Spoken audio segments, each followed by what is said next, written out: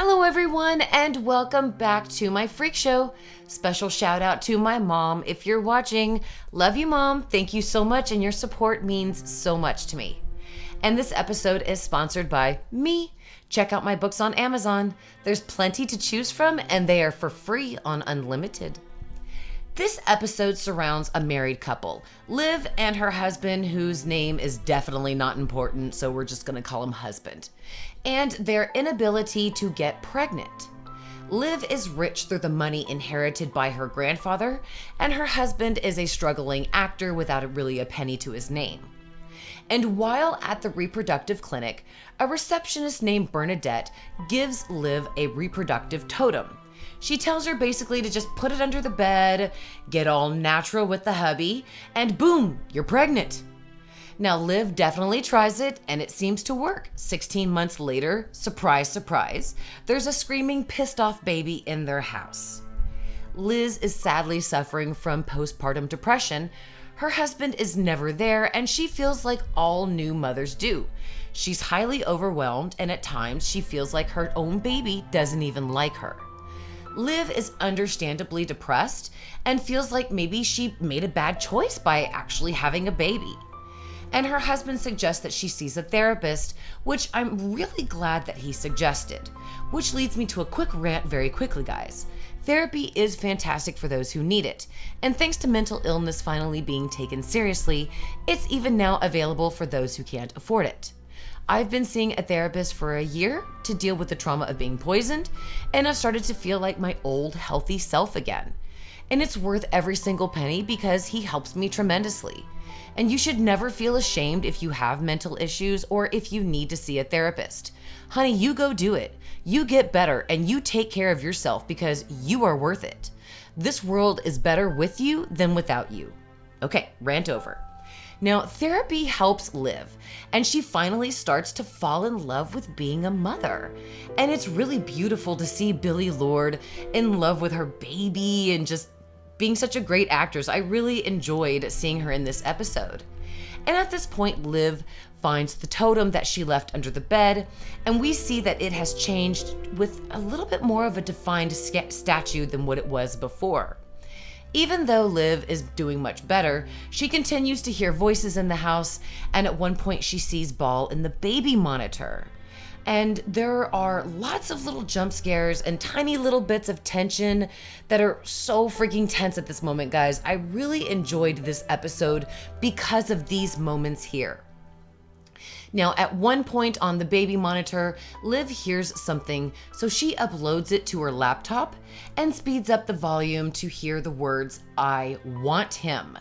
And also she hears scratching in the basement, and when she goes down to investigate, she finds these big gashes like on the concrete walls in the basement. On her laptop, nobody hears the words, "I want him," except Liv.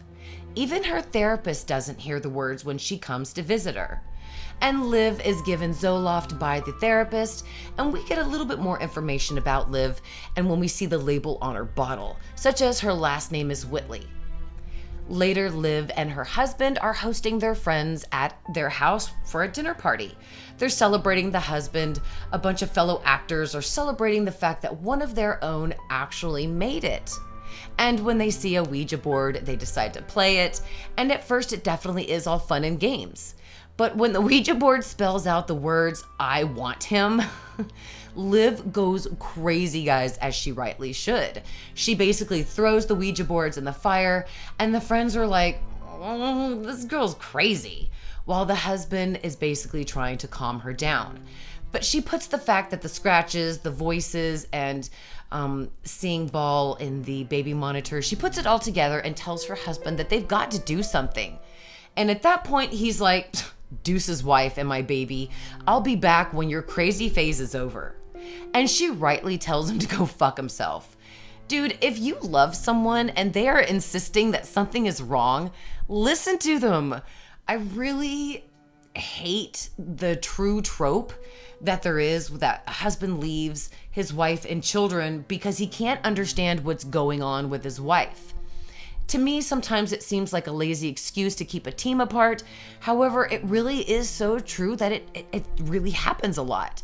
Two people just can't sympathize with one another, and it's really sad.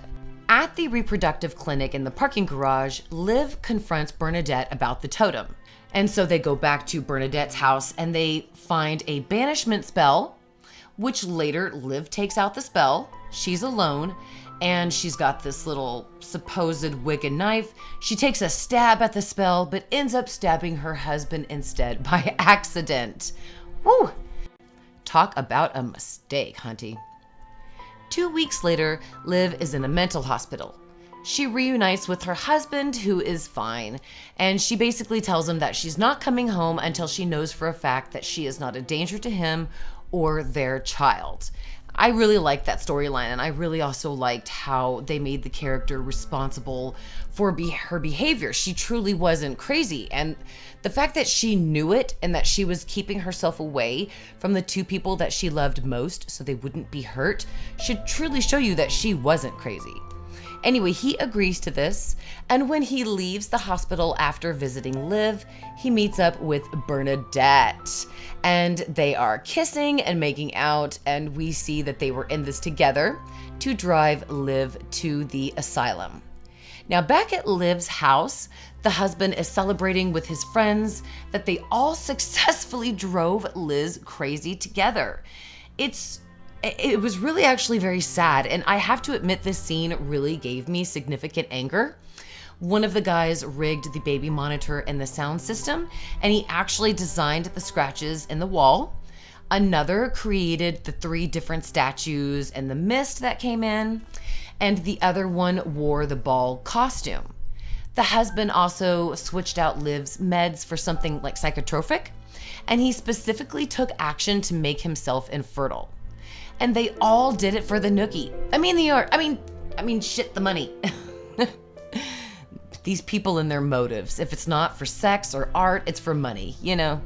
Anyway, and they're so proud of it that they're talking about how they should receive awards for that they gaslit this poor woman who only wanted a baby into an insane asylum.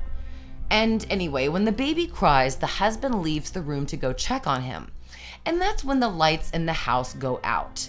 And the guys, I'm not gonna lie, they went fully Costanza on their way out of the house when Ball arrives. Ball decapitates the one that wore the costume. Look at this, guys. It looks like a watermelon exploding. He pulls out the heart of the one who made the totems, and then he rips the spine out of the one who set up the monitors and the sound. He cracks Bernadette's neck and then leaves the husband alive to take the fall for the murders, which I have to say I really loved. I didn't understand it at first, but it is later explained in the episode. So the husband goes to jail and is blamed for all the murders, and Liv visits him. And he tells her, look, I told the police everything about what we did to you, but I swear to you, I did not kill my friends. Ball is real, and he's the one who killed them all. And that's when the husband even has the audacity to ask Liv for the money for an actual lawyer, because a public defender will obviously not work as hard as what he needs right now. And she tells him no, and basically in that he's not the father of her child anymore, and she just leaves him to rot in jail. I absolutely loved that part, guys. That was just, definitely one of my favorite parts. Now, back at the house that night, it's another really heavy, stormy night, and Ball comes to visit Liv. He tells her that he did it. He killed them all and left the husband alive, just like Liv asked. And now she must free him like she promised.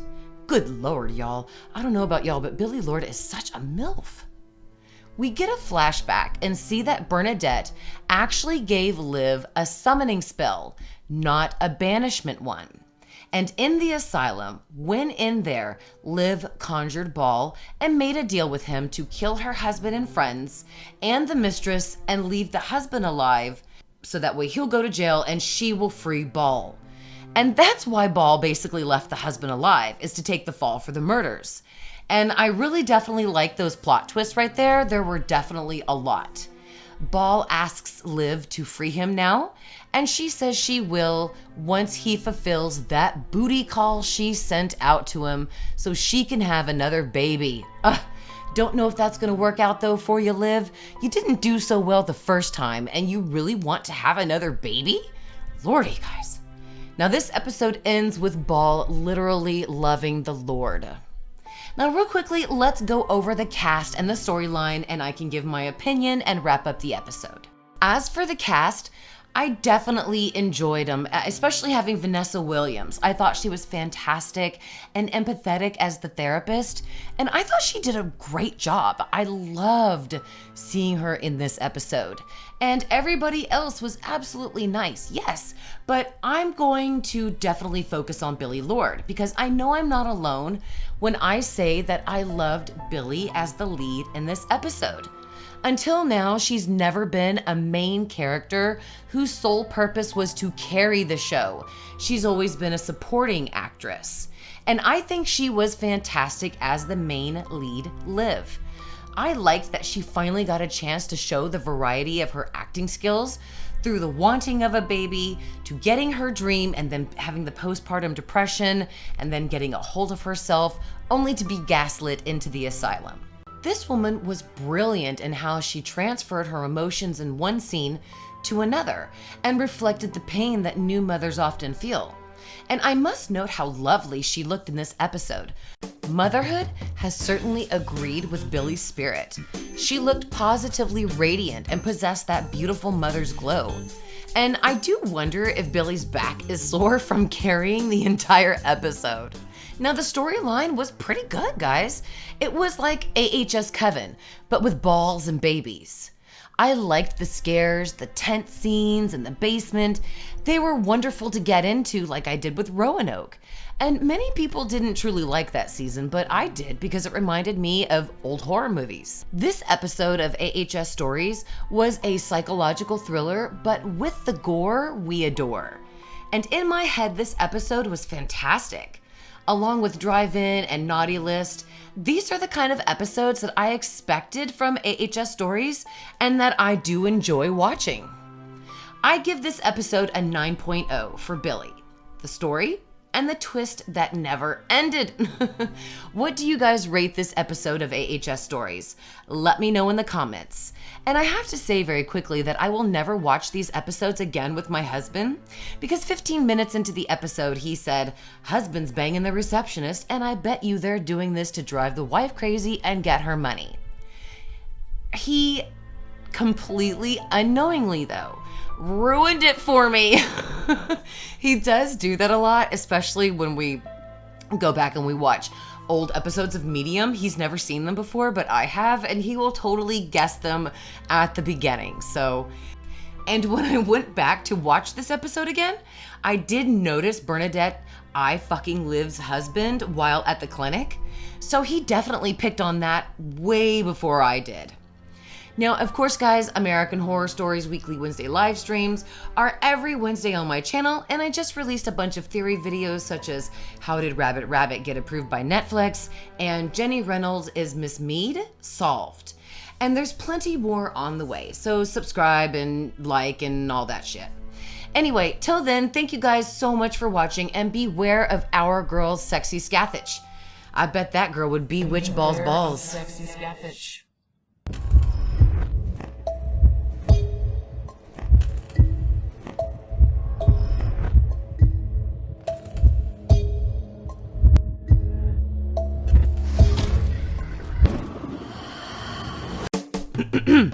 I bet she'd bewitch balls. How come other things are not easy to say, but it's so easy to say bewitch balls. Bewitch balls. Bewitch balls. I want to bewitch balls. I mean, that's so easy to say sometimes. I bewitched balls. There should be Billie Lourd, or Liv's character, should give out bumper stickers that said, "I bewitched balls, and all I got out of it was this lousy baby." And you know, being a fertility guide, I bet Ball was pretty badass in bed.